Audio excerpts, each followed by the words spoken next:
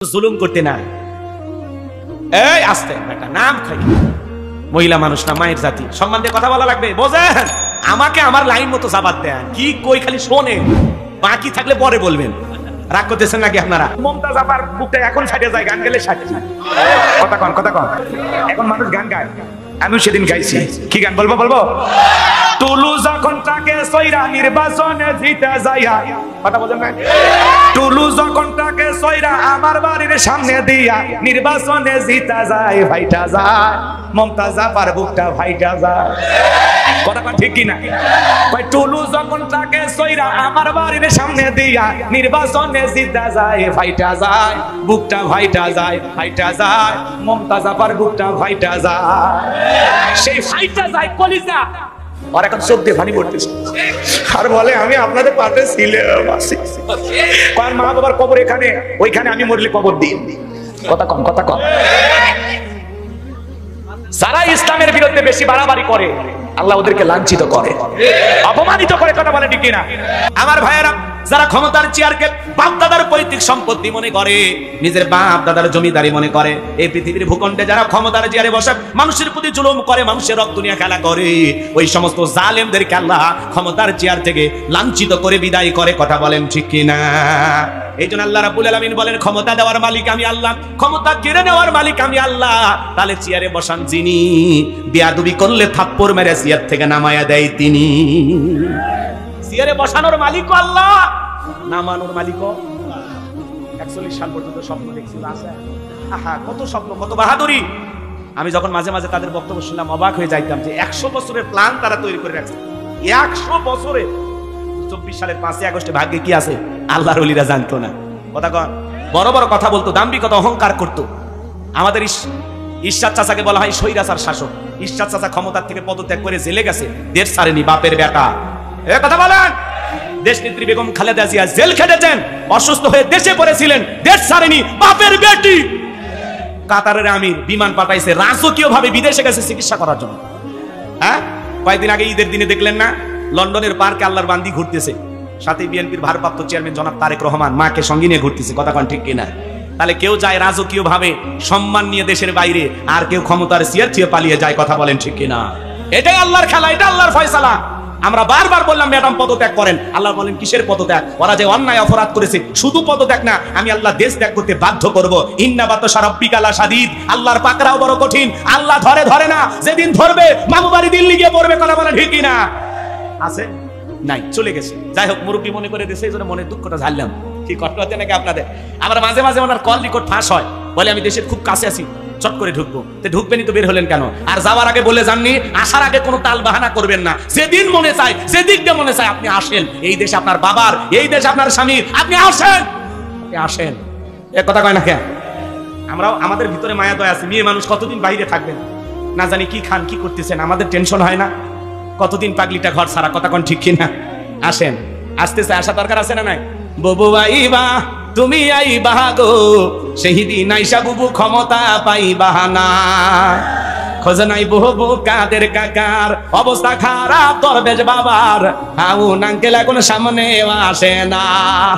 নেতা কর্মী সব জেলের ভিতর, আমি আসি দরের ওপর, কখন জানি আসে গ্রেপ্তারি পরোয়ানা। বুবু আইবা, তুমি আইবা গো, সেই দিন আইসা বুবু চেয়ার পাইবা না। ক্ষমতার চেয়ার থেকে নামা সহজ, কিন্তু এই চেয়ারে ওঠা কঠিন। কথা বলেন ঠিক কিনা? আর আমরা আগামীতে সিদ্ধান্ত নেবার, যাই হোক, কোন নারীকে দেশের প্রধানমন্ত্রী বানাবো না। যেই দলেরই হোক, পুরুষ প্রধানমন্ত্রী চাই, পুরুষ হবে আমাদের নেতা। কারা কারা রাজি হাত তুলে দেখান। লিল্লাহে তাকবীর, লিল্লাহে তাকবীর। নারীদের দেখার দিন শেষ, আগামীতে পুরুষের বাংলাদেশ।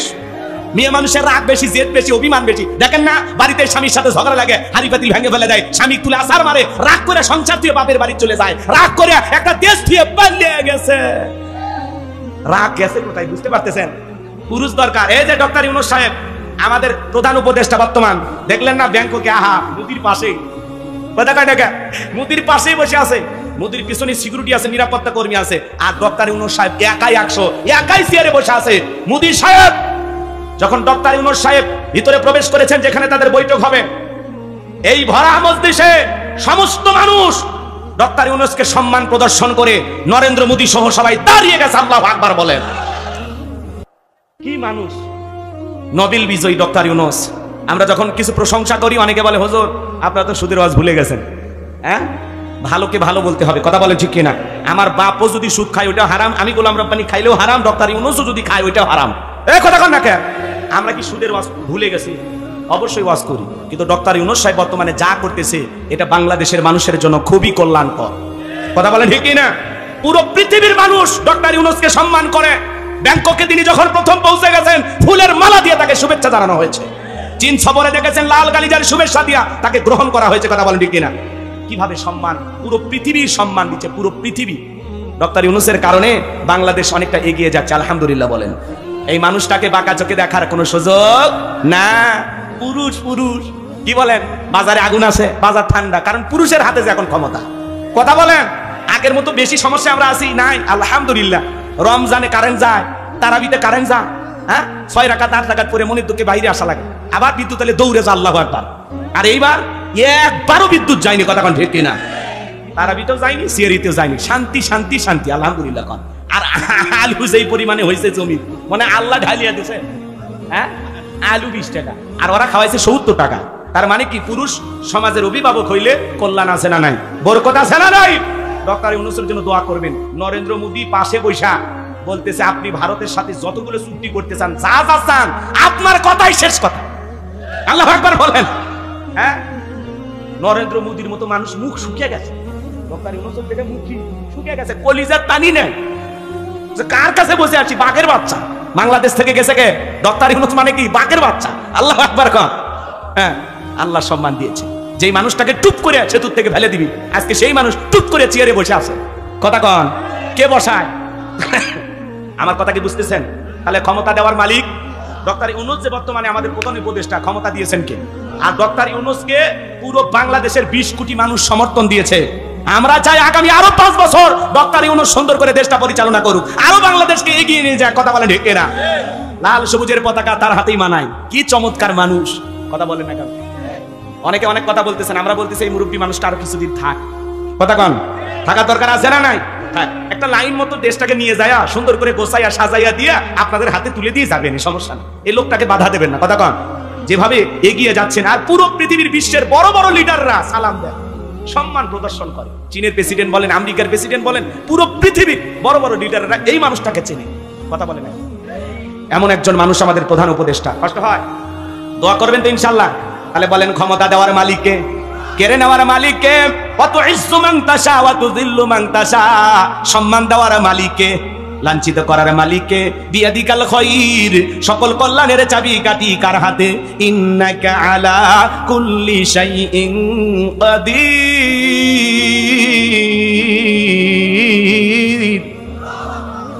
সকল ক্ষমতার একমাত্র মালিক তিনি হলেন সব বিষয়ের উপর ক্ষমতাবান, সকল শক্তি কার হাতে? জোরে বলে, কষ্ট হয়। সকল কিছুর উপরে তিনি ক্ষমতাবান। দিল দিয়া কথাগুলো বোঝার চেষ্টা করবেন। পুরো পৃথিবীর ক্ষমতা আল্লাহ তাআলা 4 জন মানুষকে দিয়েছিলেন। পুরো পৃথিবীর ক্ষমতা দূরের কথা, ছোটখাটো পাতি নেতার গরম এলাকায় থাকা যায় না, কথা বলেন না কেন? পাতি নেতা মানে বোঝেন না? আমার জিনিস, আমি অমুক দলের অমুক লিডার, তার আপন খালাতো মেয়ে তার ছোট মেয়ে বিয়ে করেছি, কি হাইব্রিড পরিচয় আছে না নাই?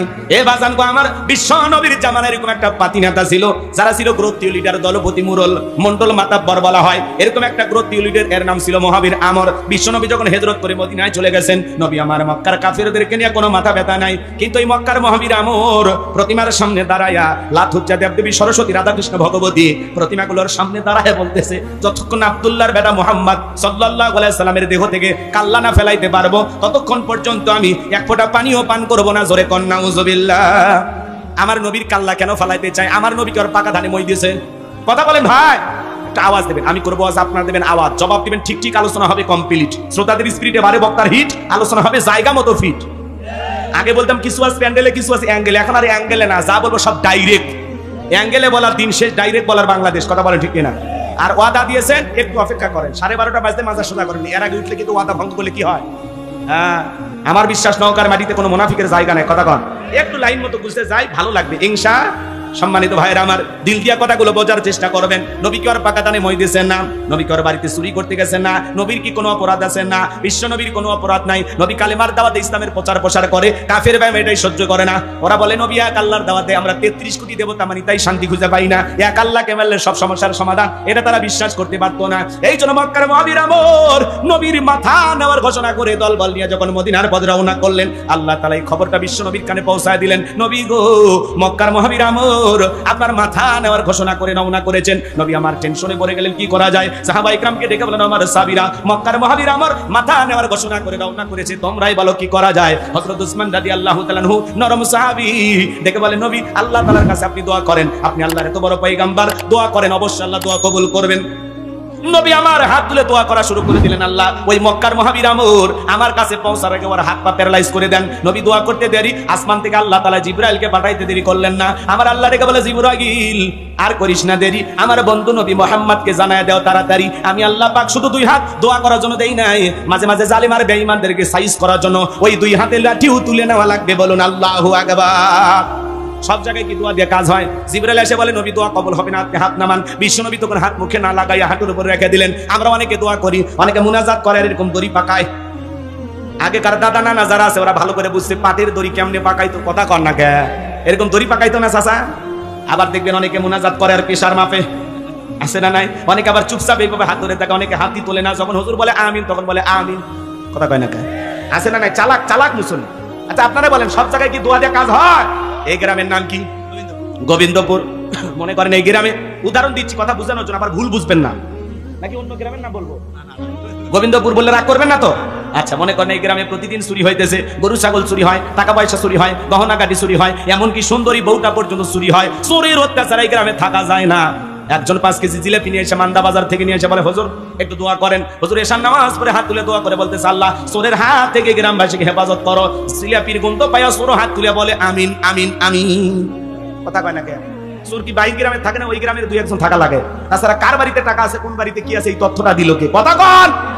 রাগ করবেন না ভাইরা আমার, দিল দিয়া কথাগুলো বোঝার চেষ্টা করবেন। ওই জায়গায় হুজুর হাত তুলে আমিন কইয়া জিলাপি বাটে না দিয়া হুজুর যদি বলতো, এ গোবিন্দপুরের যুবকেরা, এই গ্রামে ঢোকার 4টা রাস্তা আছে, 4 রাস্তার মোড়ে মোড়ে মাগরিব থেকে ফজর পর্যন্ত বাংলার লাঠি নিয়ে 4 জন করে যুবক দাঁড়ায় থাকবা, চোরকে দেখা মাত্র ওই লাঠি দেয় এমন পিটান পিটাইবা যাতে 6 মাসে মাজা সোজা না করতে পারে। মাঝে মাঝে বাংলাদেশে ডাকাত ধরা পড়তেছে আর জনগণ আচ্ছা তারে গণপিটনি দিচ্ছে।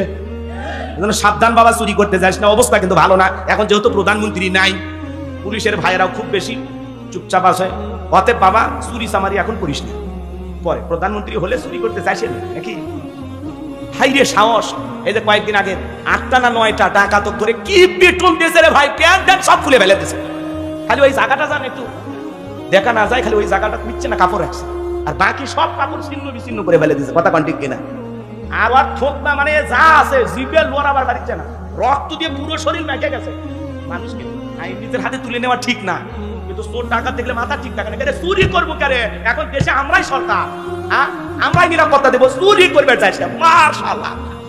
কথা কন নাকি আপনারা?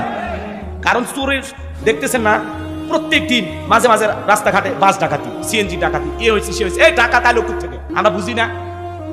আগে দল করতো, টাকা কামাইতো, এখন দলও নাই, টাকাও নাই, ওরাই চুরি করতেছে। কি করবি, টাকা যে নাই, বুঝি তো আমরা।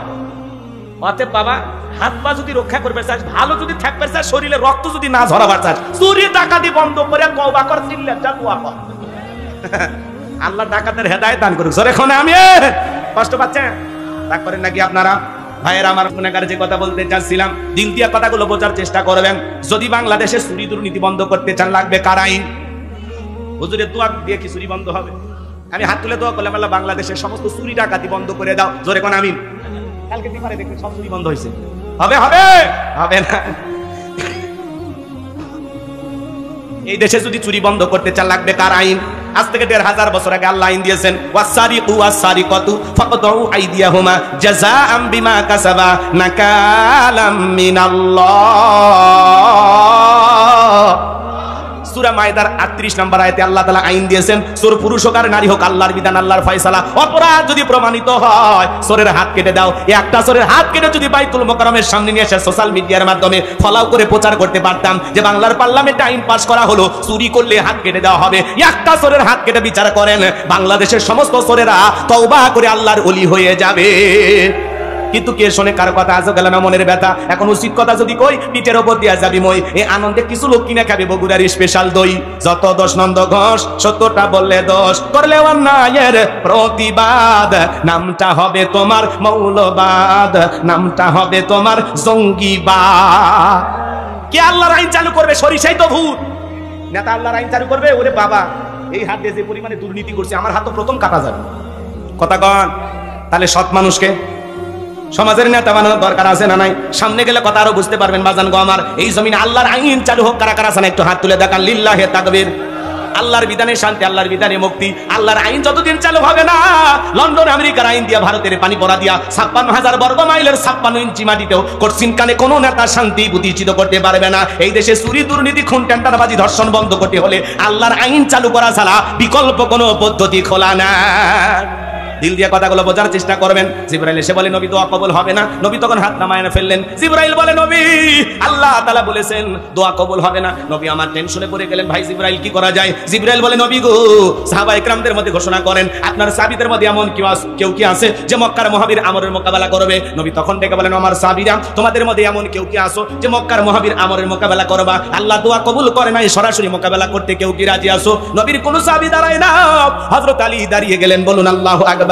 নবী আমার ডেকে বলে, আলী তুমি ছোট মানুষ না বুঝে কেন দাঁড়াইছো? তুমি কি জানো ওই মক্কার মহাবীর আমর একবেলা খাবার খায় 21 কেজি, 3.5 মণ ওজনের তরবারে যুদ্ধ করে। এত বড় বীরের সামনে তুমি কেমনে যাবে? তুমি বসে পারো। দ্বিতীয়বার বললেন, হযরত আলী দাঁড়িয়ে গেছেন। নবী যখন তৃতীয়বার বললেন, ও আমার সাহাবীরা কেউ কি আছে আমরের মোকাবেলা করবা? আবারও হযরত আলী দাঁড়িয়ে গেছেন। নবী তখন দুইটা হাত বাড়া বলে, আলী রে আলী, আয় আয় আমার বুকের ভিতরে আয়। নবী হযরত আলীকে বুকের সঙ্গে জড়ায় নিলেন আর দেখে বলে, আলী তোর জানি কি মায়া দয়া নাই? এত বড় বীরের সামনে যাইতে চাস, তোর মনে কি মায়া দয়া নাই? নিজের জীবনের প্রতি কি মায়া দয়া নাই? হযরত আলী ডেকে বলে, নবী গো, আপনি শুধু আমাকে দোয়া করে দেন। আমার ভিতরের ঈমান বলতেছে ওই মক্কার মহাবীর আমর আপনার চেহারা দেখার আগে ওরে আমি জমিন থেকে বিদায় করে দেব। বলুন আল্লাহু আকবার। ঈমানের একটা পাওয়ার থাকার দরকার আছে না নাই? নবী আমার ডেকে বলে, আলী খালি হাতে দোয়া করলে হবে না। ওসমান তোমার বাড়িতে কি তরবারি আছে? হযরত ওসমান রাদিয়াল্লাহু তাআলা বলেন, নবী গো, আমার বাড়িতে একটা তরবারি আছে 27 ইঞ্চি লম্বা। নবী আমার ডেকে বলে, যাও তরবারিটি নিয়ে আসো। এখন তো তরবারি কথা শুনলেই বলবে জঙ্গি। কথা কন না কে? বাংলাদেশে 16 বছর জঙ্গির নাটক দেখছেন, আর এই কয়েক মাসে কোনো জঙ্গির সন্ধান পাওয়া গেছে? তার মানে জঙ্গি বাংলাদেশে নাই। ওরা একটা রুমের ভিতরে বোমা রাইখা 2-4টা মৌলবী হুজুর নিয়ে যায় ভিতরে ঢোকায়া দিয়া জঙ্গির নাটক কইরা দেশের মানুষের ভিতরে আতঙ্ক সৃষ্টি করেছিল। কথা বলেন ঠিক কি না? কোন জঙ্গি না। এখন জঙ্গি পাওয়া যায় না কেন? নাটক, কত যে নাটক জানতো। শোনেন, কোন স্বৈরাচার ফ্যাসিস্ট জালেম যদি ক্ষমতার চেয়ারে টিকতে তাই, এরা প্রত্যেক মাসে মাসে ইস্যু তৈরি করে, নতুন নতুন ইস্যু। ছাগল কাণ্ড, জাহিদ খান কাণ্ড, হিরো আলম কাণ্ড, এ কাণ্ড সে কাণ্ড, পাবলিক খালি পরিমণি হিরো আলম জাহিদ খান নিয়ে ব্যস্ত থাকে, আর ওরা বছরের পর বছর ক্ষমতায় টিকে থাকে। আমরা জানি না 16 বছর হলো কেন, আমরা খালি বলে নিয়ে ব্যস্ত থাকি। কথা কন। ক্ষমতাতে এসে বিদ্রোহ কি হইলো? মেরে ফেলে দিল, দিয়ে কয় ওরা মরছে। মানুষ পাগলা না, কিচ্ছু বোঝে না। এখন সব গোপন তথ্য ফাঁস হচ্ছে। একটু অপেক্ষা করেন, সামনে যায়। কষ্ট হচ্ছে নাকি আপনাদের? বিরক্ত হইতেছেন? কোনো কথা খারাপ লাগার তো কথা না, কারণ এখন আমরা সবাই আপন মানুষ। ভেজাল আছে কারো অন্তরে, ভেজাল আছে। এলে কথা বললে কি চোখ মুখ মলিন হওয়া, অন্তরে কষ্ট লাগে নাকি? তাহলে এখনই কোন আপনার অন্তর আমরা ওপেন হার্ট সার্জারি করে এখন ভালো করে দিচ্ছি, কারণ আপনার ভিতরে ভেজাল রেখে ওয়াজ শোনাবো না। অন্তর ক্লিয়ার করেন। কথা বলেন। কি খারাপ লাগে? যুবক ভাইরা চলবে। লিল্লাহি তাকবীর। হযরত ওসমান তরবারি এনে দিলেন। নবী আমার হযরত আলীর হাতে তরবারি ধরায় দিলেন। হযরত আলী তরবারি পারে মারছে দৌড়, দৌড়াইতে দৌড়াইতে দৌড়াইতে আমরের মুখোমুখি হয়ে গেল। যখন আমর ডেকে বলে, কি রে পিচ্চি আলী, তুই কেন আমার সামনে? হযরত আলী বলতেছে, পিচ্চি নাকি পরে বুঝাইতেছি, জোরে কোন মারহাবা। কথায় আছে ছোট মরিচের ঝাল বেশি। হযরত আলী এইবার তরবারিতে দাগ টানতেছেন, দাগ টানা বোঝেন তো? আর একটা দোয়া পড়তেছেন। এই দোয়া পরে বাড়ির চতুর্দিকে যদি ফু দিতে পারেন, পানি ছিটায় দিতে পারবেন, বড় বড় দুর্ঘটনার হাত থেকে আল্লাহ আপনার পরিবারকে হেফাজত করবেন। জোরে বলুন আল্লাহু আকবার। হযরত আলী এইবার দোয়া করতেছেন আর দাগ টানতেছেন। দাগটা টানা শেষ হয়ে গেল যখন তরবারটা উঁচু করে বলতেছে, এই মক্কার মহাবীর আমর, কাফেরের বেটা আমর, তোর যদি সাহস থাকে দাগটা পার হয়ে দেখ। আল্লাহু আকবার কোন। তরবারটা উঁচু করে বলতেছে, এই মক্কার মহাবীর আমর, তোর যদি সাহস থাকে দাগটা পার হয়ে দেখা। এ আয় আয়, খেলা হবে। আয়। আল্লাহু আকবার কোন। বাড়িতে ঢুকছে চোর, বাড়িওয়ালা ল্যাংরা ঢুকে পায় না, কিছু না পারুক, যদি খালি আওয়াজ দেয় কেন, চোর থাকবি না, ভাগে দৌড় মারবি। চোরের যদি কাজ হয়, কি বলেন, ওই চোর চুরি করবে গেলে ধরা খাবি কিনা? রাগ করতেছেন আপনারা, বিরক্ত না? এদিক শোনেন ভাইরা আমার, হযরত আলী খালি বলতেছে দাগটা পার হয়ে দেখায়। হযরত আলী আর আমর বাজা বাজা ভাব, পুরো ঘটনাটাই শুনবেন। কারা কারা একটু হাত তুলে দেখান তো দেখে, লিল্লাহি তাকবীর। হাত নামান আমার ভাইরা আমার। আল্লাহ রাব্বুল আলামিন বলেন তাবারাকাল্লাযী বিয়াদিহিল মুলকু ওয়া হুয়া আলা কুল্লি শাইইন কাদির। মহামান্বিত সেই সত্তা যার হাতে সর্বময় কর্তৃত্ব রাজত্ব পাওয়ার ক্ষমতা, তিনি হলেন সব বিষয়ের উপরে ক্ষমতা বান। আমি যে কথা বলতে চাচ্ছিলাম বাজান, পুরো পৃথিবীর ক্ষমতা আল্লাহ তাআলা 4 জন মানুষকে দিয়েছিলেন। এর মধ্যে 2 জন ঈমানদার আর 2 জন হলো কাফের। 2 জন ঈমানদারের মধ্যে একজনের নাম হলো নবী সুলাইমান। সুবহানাল্লাহ খান। নবী সুলাইমান আলাইহিস সালামকে আল্লাহ রাব্বুল আলামিন পুরো পৃথিবীর রাজত্ব বাদশাহী দান করেছিলেন। সুন্দর একটা তক্তের সিংহাসন আল্লাহ তাআলা দিয়েছিলেন। বাতাসকে অর্ডার করা মাত্রই সেই তক্তের সিংহাসন পয়গম্বরের যেখানে ইচ্ছা করতেন সেখানে উড়াইয়া নিয়ে যাইতেন। বলেন সুবহানাল্লাহ। একটু জোরে কোন সুবহানাল্লাহ। এখন জাহাজ গাড়ি হাওয়াই চলে অবকলেরই বিধান, একদিন বিনা কলে হাওয়াই চলতো নবী সুলাইমান, মোরা সেই মুসলমান।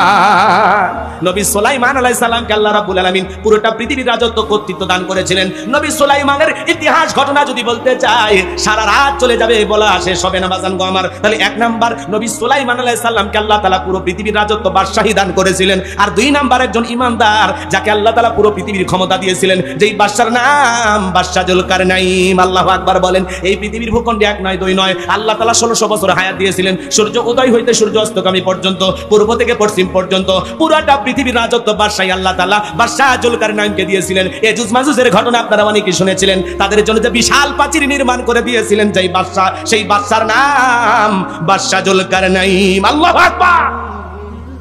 তার ঐতিহাসিক কিছু সফর আছে যেগুলো নিয়ে আলোচনা করলে সারা রাত চলে যাবে, আলোচনা শেষ হবে না। ওই দিকে যাওয়ার কোনো সুযোগ নেই, আমার একটা টার্গেট আছে, ওই জায়গায় যেতে হবে। দিল দিয়ে কথাগুলো বোঝার চেষ্টা করবেন। 1 নাম্বার নবী সুলাইমান আলাইহিস সালামকে আল্লাহ তাআলা পুরো পৃথিবীর রাজত্ব বাদশাহী দান করেছিলেন।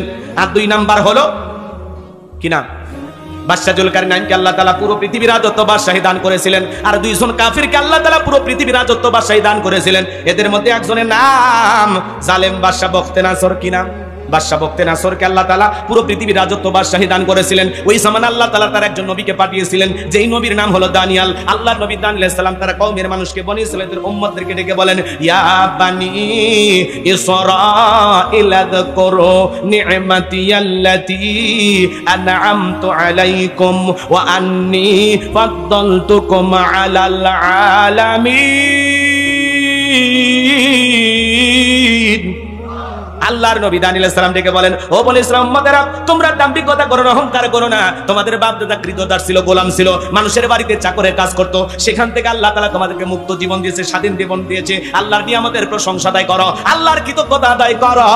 সকল প্রশংসার মালিক কিন্তু সেই রব, সেই রবের শুকরিয়া আদায় করো। উম্মতেরা ডেকে বলে, পয়গম্বর, পুরান দিনের গল্প শোনায় লাভ নাই, বাপ দাদা কি করেছিল আমরা জানতে চাই না, আমরা ভালো আছি, আমাদের কোনো টেনশন নাই। আল্লাহর পয়গম্বর ডেকে বলে, ও আমার উম্মতেরা, কোনো সময় আছে গাছের পূজা করো না, মাছের পূজা করো না, চন্দ্রের পূজা করো না, সূর্যের পূজা করো না, এখনো সময় আছে, এক আল্লাহর ইবাদত করো। কিন্তু নবী দানিয়েল আলাইহিস সালামের কথা বনি ইসরাঈল উম্মতেরা শোনে না, তারা ছিল সালাক ঠেটা। সালাক ঠেটা, ঠেটা মানে বোঝেন ঘাড় বেঁকা, বেশি বোঝে। এই তো ভালোই তো বুঝছেন আপনারা, মানে বুঝাবেন একটা, ওই 1 লাইন বেশি বোঝে। আল্লাহ নবী যদি বলতো আযাব আসবে, তাই আযাবাকে নিয়ে আসেন দেখি, মানে এরকম চালাক ছিল তা। কথা কি বুঝতে পারতেছেন? আল্লাহ নবী দানিয়েল আলাইহিস সালাম সকালে দাওয়াত দেয়, বিকালে দাওয়াত দেয়, সন্ধ্যায় দাওয়াত দেয়, কোনো মতেই তারা দাওয়াত গ্রহণ করে না। লম্বা ঘটনা, লম্বা ইতিহাস, সংক্ষিপ্ত করে একটু বলে দেওয়া যায় বাজান গো আমার। আল্লাহ নবী দানিয়েলের কথা যখন তারা কোনো মতেই গ্রহণ করলো না, পরিশেষে আল্লাহ নবী দানিয়েল দেখে বলে, ও বনি ইসরাঈল উম্মতেরা শোনো, ও আমার জাতির মানুষেরা, কওমের মানুষেরা শোনো, কোন মানুষ যদি দাম্ভিকতা করে, অহংকার করে, খোদাত্রী হয়ে যায়, আল্লাহ তাআলা তখন ওই কওমের মানুষের উপরে 2 ধরনের আযাব আর গজব পাঠায়। 1 নাম্বার হলো আসমান জমিনের গজব দিয়ে আল্লাহ তাদেরকে ধ্বংস করে দেয়, আর না হয় তাদের ভাগ্যে জালেম শাসক পাঠাইয়া দেয়। জনগণ হবে যেমন, দেশের নেতাও হবে তেমন। এই যে এটা আসল জায়গা, একটু অপেক্ষা করেন, কষ্ট হচ্ছে, ভালো করে বোঝার চেষ্টা করবেন বাজান গো আমার। আল্লাহ তাআলা তখন ওই কওমের উপরে জালেম বাদশা বখতেনাসরকে পাঠায়া দিল। বাদশা বখতেনাসর যখন ক্ষমতার চেয়ারে বসে গেল, হাজার হাজার নিরপরাধ মানুষ জেলখানায় বন্দী করতে লাগলো, মানুষের সম্পদগুলো লুটে নিতে লাগলো। শুধু তাই নয়, আল্লাহর নবী দানিয়েল আলাইহিস সালাম সহ তার ৭০,০০০ উম্মতকে জেলখানায় বন্দী করলো। আল্লাহর নবী কোন জায়গায়? জেলখানায়। জোরে বলেন কোন জায়গায়? নবী যদি জেলখানায় যায়, আজকে যারা নাইবে রাসূলের ভূমিকা পালন করবে, যারা কোরআন সুন্নাহর হক কথা বলবে, মাঝে মাঝে নবীদের সুন্নাত আমল করার জন্য মাঝে মাঝে তাদেরকেও জেলখানায় যাওয়া লাগতে পারে। আর আলেমেরা যদি জেলখানায় যায়, সম্মান কমে না বাড়ে? জোরে বলেন। আলেমদেরকে মানুষ কলিজাতে মহব্বত করে, আলেমদের বিরুদ্ধে নানামুখী ষড়যন্ত্র করে মিথ্যা অপবাদ দিয়া যুগের পর যুগ জেলখানায় বন্দী করেছিল। বলেন তো বাজান, মুফতি আমির হামজা ভাইকে যারা 3 বছর জেলখানায় বন্দী করে রেখেছিল, এতে আমির হামজা ভাইয়ের সম্মান কমেছে না বেড়েছে? আল্লামা মামুনুল হক শাইখুল হাদিস, আপনার শাইখুল হাদিস, তার বিরুদ্ধে যারা মিথ্যা অপবাদ দিয়ে জেলখানায় বন্দী করে রেখেছিল, এতে কি শাইখুল হাদিস আল্লামা মামুনুল হকের সম্মান কমেছে না বেড়েছে? কথা কি বোঝেন নাকি রাগ করতেছেন? মাঝে মাঝে আলেমরা জেলখানায় গেলে মন খারাপ করা যাবে না। মনে করবেন নবীদের সুন্নত আমল করতেছে, আর জেলখানায় গেলে খাঁটি মুমিন পুরে আরো খাঁটি হয়। এটা তার জীবনের পরীক্ষা। কথা বলেন ঠিক না? তারপরে পুরুষের জন্য জেলখানা আপনারা ডায়লগ দেন, তো হুজুর যদি জেলখানায় যায়, চোর বদমাইশ এরা জেলখানায় গেলে, একটা মুরগি চুরি করে জেলখানায় গেছে, ডাকাতের সাথে ধাক্কা গেছে, ডাকাত কয় কি চুরি করছিস? কয় মুরগি। মুরগি চুরি করছিস? আয় মুরগি চোর হয়ে ঢোকে, আর ডাকাতের সৌবত পায়, ডাকাতি শেখার ট্রেনিং নিয়ে বের হয়, আর ওখানে লেখা রাখিব নিরাপদ, দেখাবো আলোর পর। কথা কন। আর জেলখানায় এক মহিলা খাবার নিয়ে গেছে, হাত দিছেন না, হাড়ের ভিতরে ইয়াবা ট্যাবলেট ঢুকে নিয়ে গেছে। মানুষ কি আপডেট হয়ে গেছে। কয়েকদিন আগে দেখলাম এক লোক মাথার আলগা চুল লাগায় না ভাই, চুল কথা কন না কে, এই চুল লাগাছে আলগা চুল, চাচা এর ভিতরে ইয়াবা ট্যাবলেট ঢুকে দিচ্ছে। মানুষ কি মানে মানুষের মাথার বুদ্ধি দেখে অবাক হয়ে যাবে, মানুষের এত বুদ্ধি। হাই রে, মাথার চুলের ভিতরে ইয়াবা ট্যাবলেট করতেছে।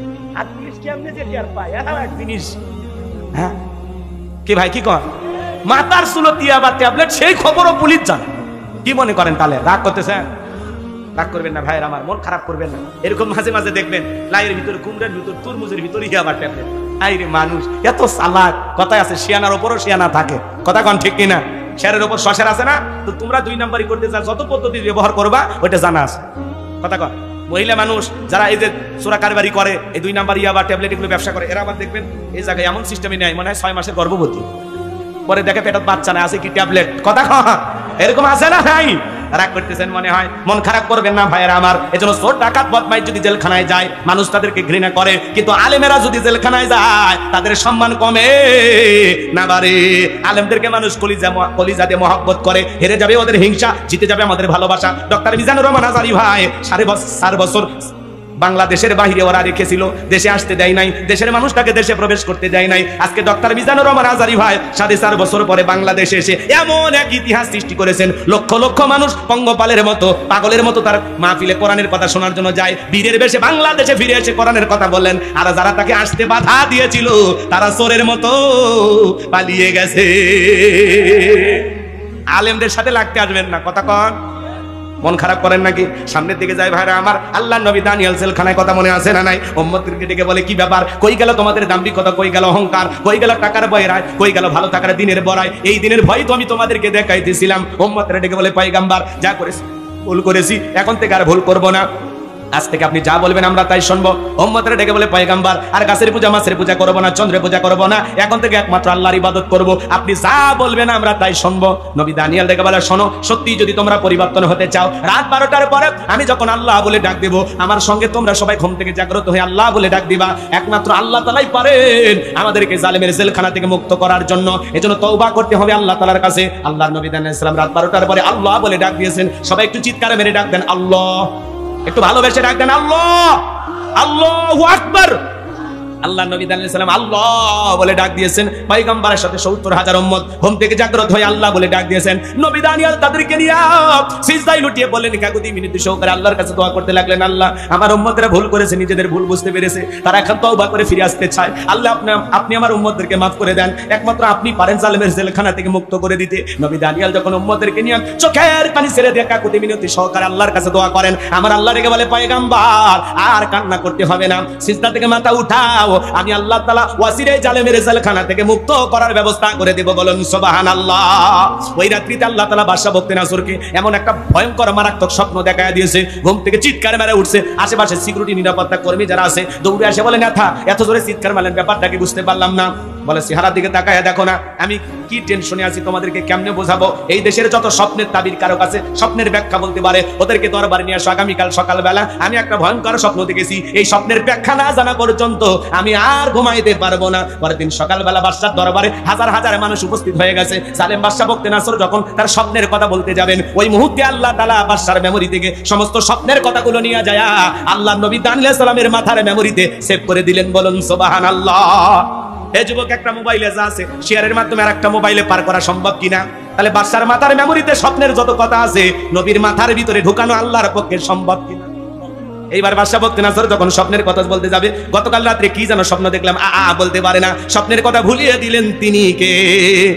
এইবার বাদশা বখতিয়ার মুহূর্তের মধ্যে ডায়লগ পরিবর্তন করে বলে, শোনো গতকাল রাত্রে স্বপ্নে কি দেখেছি, স্বপ্নের কথাও তোমাদেরকে বলতে হবে, স্বপ্নের ব্যাখ্যা বলতে হবে। জনগণ ডেকে বলে, বাদশা এ তো পাগলামি কথা, স্বপ্ন দেখেছেন আপনি, আমরা কিভাবে বলবো? বাদশা কি স্বপ্ন দেখেছে দেশের জনগণ